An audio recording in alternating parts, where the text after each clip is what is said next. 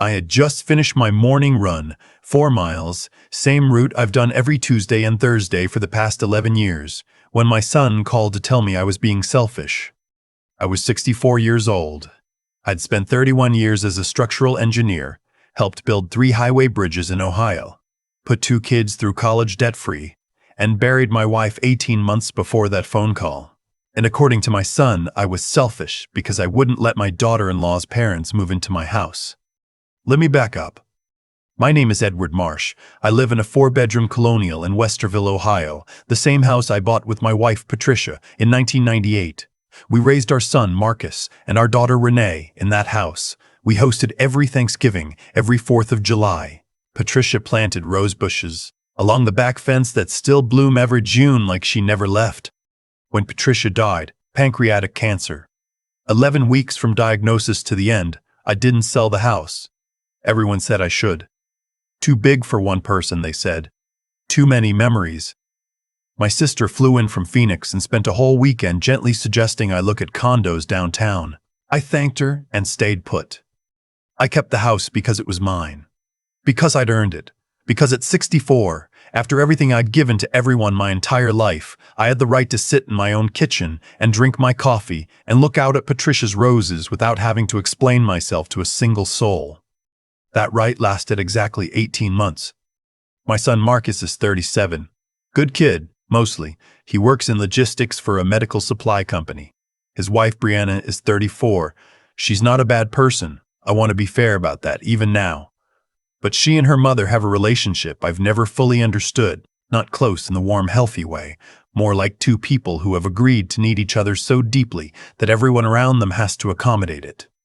Brianna's parents, Ray and Connie, had been living in a rental property in Dayton.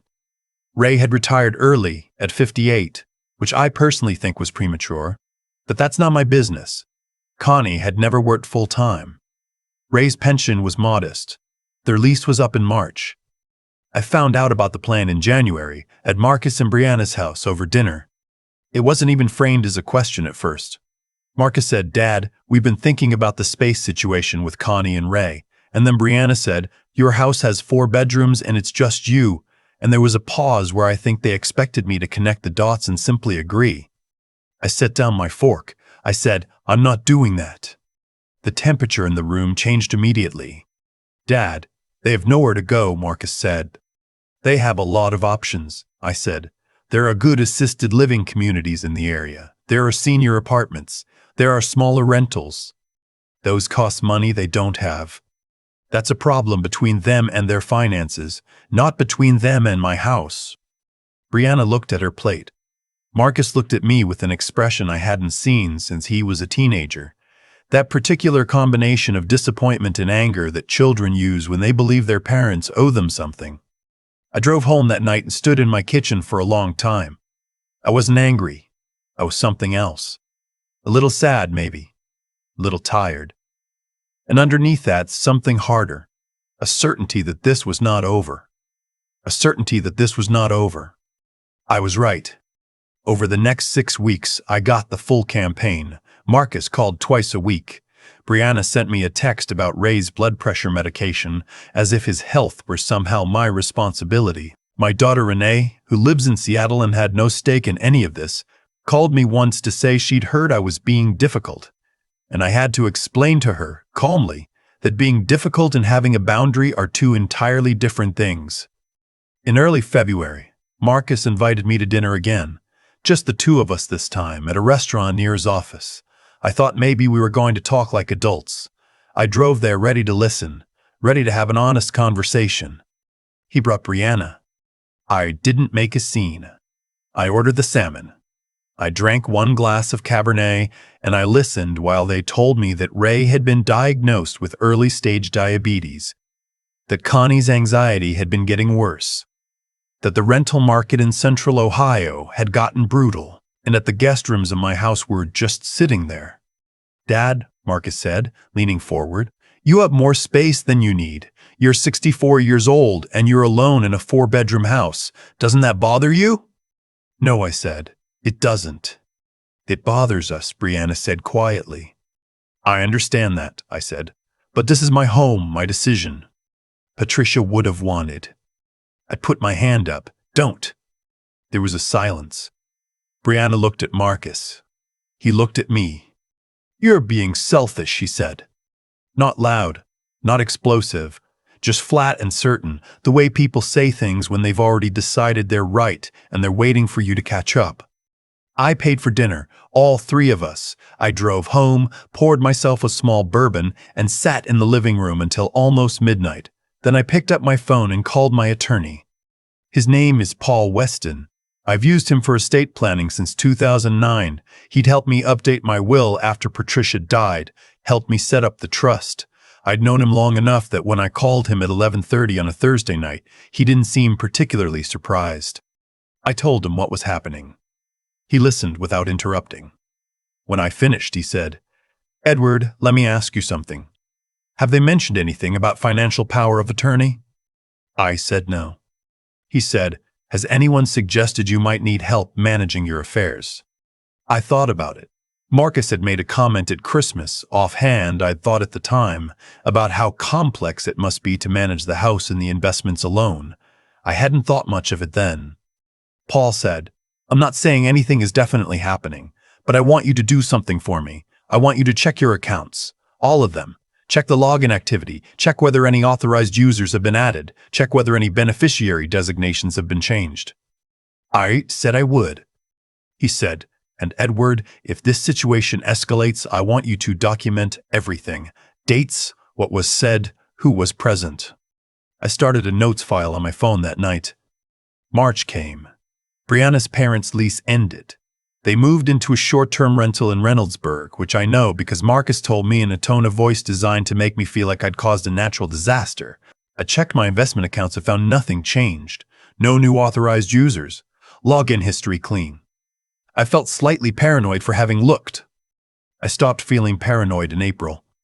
My neighbor across the street, a retired teacher named Warren Hodge, good man, we share a lawn care guy, came over one Saturday morning and mentioned he'd seen an unfamiliar car in my driveway twice that week. A silver Accord. I hadn't had anyone over. I checked my property camera system. I'd installed a 4-camera setup 2 years before, after a string of porch thefts in the neighborhood. The footage showed a silver Honda Accord parked in my driveway on a Tuesday afternoon for 40 minutes. The driver didn't get out, just sat there. I recognized the car in the second recording. It was Ray's. I didn't say anything to Marcus. I called Paul and told him. He said, "Save the footage, back it up to the cloud." I backed up everything I had. Easter Sunday fell on the 13th of April that year. Marcus and Brianna hosted at their house, a perfectly nice split level in Ghana that they'd bought 3 years ago. I brought a bottle of Pinot Noir and a pie from the bakery on High Street that Marcus has liked since he was a kid. Renee wasn't there. She'd stayed in Seattle that year. Ray and Connie were there. I hadn't been told they would be. I found out when I walked in the door and they were sitting in the living room. Ray in the armchair I usually sat in, Connie on the sofa with her hands folded, looking at me like I owed her something. I was polite. I said hello.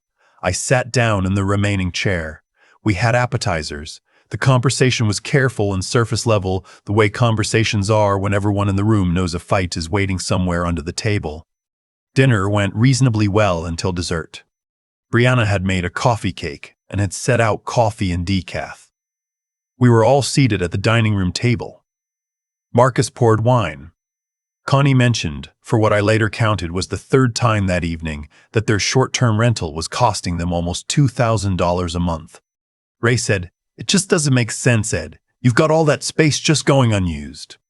I said, "The space isn't unused, it's mine." Ray laughed, not a real laugh, a performance, and said, "That's a heck of a thing to say." "Ray," I said, "I think you're a decent man, but my house is not part of this conversation." Brianna set down her coffee cup. She said, "You know what, Ed? Marcus was right. You are selfish." Her voice was calm, but her hands weren't. "My parents are struggling, and you have 4 bedrooms, and you sit there in that big house all by yourself, and you just don't care." "Brianna," I said, "I'm going to ask you too." She picked up Marcus's wine glass, his, not hers, and threw it. Not at the wall, not at the table, at me. The glass hit the edge of my shoulder and shattered. The wine, a Merlot Marcus had opened, went across my shirt and my right forearm. A shard caught the back of my hand. Not deep, but it bled immediately. The table went silent. I stood up very slowly. I picked up my napkin and pressed it against the cut on my hand. I looked at Marcus. He was staring at the broken glass. He hadn't moved. He hadn't said a word. I said quietly, "Marcus, this is the moment where you have a choice about who you're going to be." He didn't answer.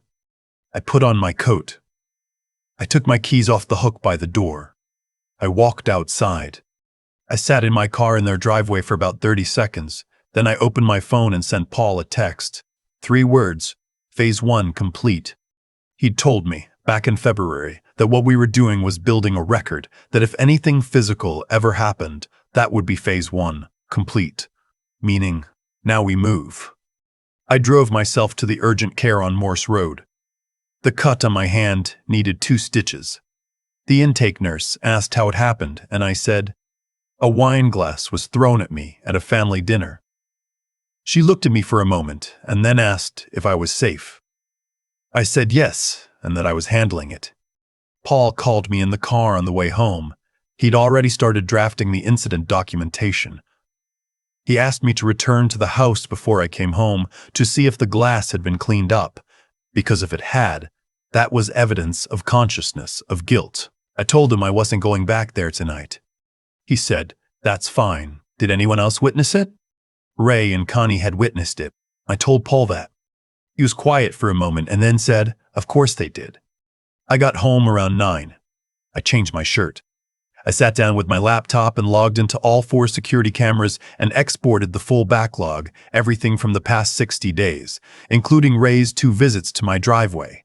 I uploaded all of it to a secure cloud folder Paul had set up for exactly this purpose. Marcus called at 9:47. I let it go to voicemail. He left a message that was half apology and half justification. "Brianna's under a lot of stress, and she didn't mean for it to actually hit you. And I think we should all just talk." I saved the voicemail. I texted Paul a transcript. Brianna did not call. 3 days later, Paul filed a formal incident report. Not a criminal complaint, not yet. A formal documented incident filed with his office, time-stamped and witnessed. He also sent a certified letter to Marcus and Brianna's address.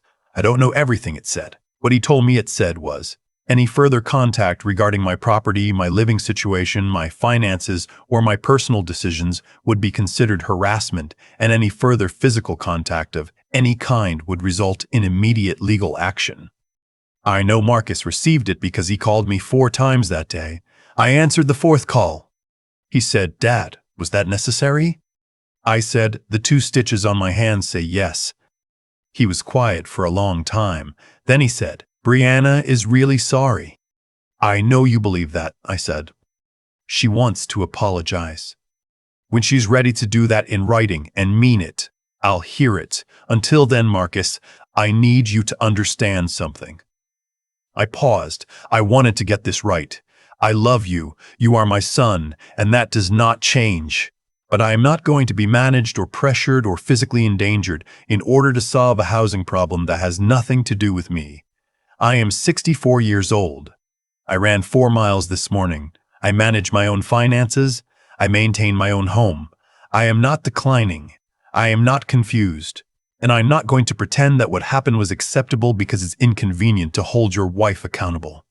He didn't say anything for a moment. Then he said, "I know, Dad." It was the first honest thing he'd said to me in months. I told him I'd talk to him again when he was ready to have a real conversation without an agenda attached to it. Then I said goodnight and hung up. The following week, Paul brought something to my attention that I hadn't expected.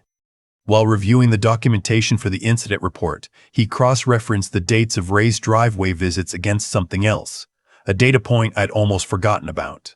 3 months earlier, in January, my financial institution had flagged an unusual activity notification that I dismissed as spam, an attempt to initiate a beneficiary change on one of my investment accounts.